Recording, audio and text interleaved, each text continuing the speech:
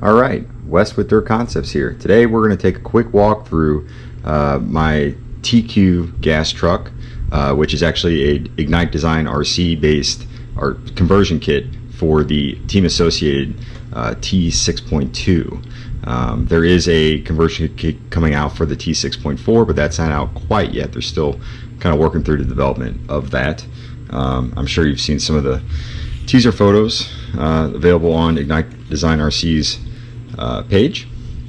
Anyway, so let's go ahead and take a look at the truck. So as you can see, I have the T6.2 based Ignite Design RC gas truck. I have the engine and pipe and air filter out. I was doing some servicing to the engine. I ran a J Concepts Finisher Stadium truck body. I do prefer this body not only for the looks, but it's actually just really durable. So and it fits great. So that's why I run this body. I'm gonna go ahead and set that to the side. All right, so what's different on this particular setup compared to what I've ran as like a baseline outdoor setup? Well, there's a few things. The biggest thing is there is a significant reduction in the overall weight of the truck. The race weight of this truck is right a hair over 2,000 grams, and that's with a full tank of fuel.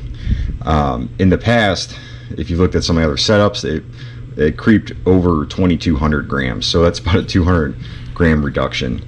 I have found with these gas trucks, you know, when they're lighter weight, not only they're more nimble, but they just tend to land a little better, especially on outdoor tracks, which are going to be A-scale tracks these days for the most part. So you need a truck that lands really well on those really big jumps. So the first step I took is I installed a ProTek 1600 milliamp hour lightweight receiver pack. It's a 2S LiPo pack.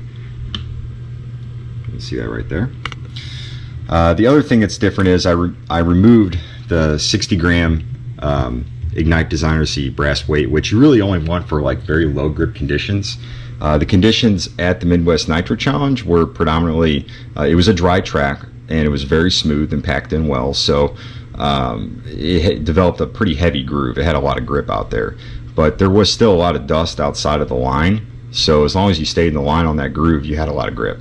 I did end up running the ProLine M3 hole shots, which is not the most ideal tire, but they have open cell foams, and you know, I have yet to really find a outdoor conditions for gas truck where you'd run the closed cell foams and they work good like all the time. So ideally you probably would want to run something like a J Concepts Sprinter, and this is in a blue compound, which is probably ideal for the track conditions and temperature. It was really hot out, so it was 100, if you look at my setup sheet, it was 102 degree ambient temperature, and the track temps were about 117 degrees before the A-mains kicked off. So it was extremely hot outside. I think that a blue compound Sprinter though would have been the ideal tire. The only problem is these only come with a closed cell foam, and that's how I mounted them up. So I opted not to run them, and I ran the whole shots instead. I was probably giving up, you know, maybe a half second to at most a second per lap by not running these tires in these conditions. You only want to run these whenever there's no dust on the grooved line in the track. These are not going to cut to the dust well, but on groove they will be very hooked up. So the engine I ran was an OS 12TG. One thing I did change, I actually went to a ProTek P3 Gold plug, and I just felt like it helped the power band smooth out a little bit, as well as the idling characteristics of the engine were improved as well, running that particular glow plug. In the clutch, I ran a different clutch setup. So this is actually the 3-shoe Ignite Design RC clutch that you can actually buy on their website. The only difference is I ran the RC8 carbon composite shoes, and this is off their RTR RC8 when they had it. Now, I'm sure you can still find these shoes laying around. They help with a really smooth bottom end and engagement. I did run them with the 1.0 springs instead of the 1.1s. Hindsight 2020, by the A mains, the grip level was so high that I think the 1.1 springs probably would have been a little better to help clear some of those jumps and get a little bit more bite out of the hole. The next change is I ran the updated Ignite Design RC brake pads and brake bushings, which you can't really see in there, but I did run those, and they just help with the freewheeling of the truck. So you can see, I mean, it'll spin forever now because the brake pads are in perfect alignment with the carbon fiber brake rotor. So there's no contact whenever you're freewheeling. You have no drag brake. That's really important when going off these big A-scale jumps, because you want to be able to manipulate the truck in the air and nose it down so you don't get that parachuting effect. Once you get the parachuting effect, it can run away from you quickly, and it's hard to get that front end down again. The next change I made is I went to the version 2 Ignite Design RC heavy duty slipper pads, which you can see there. They are made of it's a heavy duty paper material. I feel like the engagement of the slipper is a little smoother running these pads over the white Delrin material slipper pads. And then probably the biggest change I made is the shock package. So these are the Team Associated 13mm shocks, which you can get in the T6.4 kit that was just released by Team Associated. These are the Kashima coat shocks.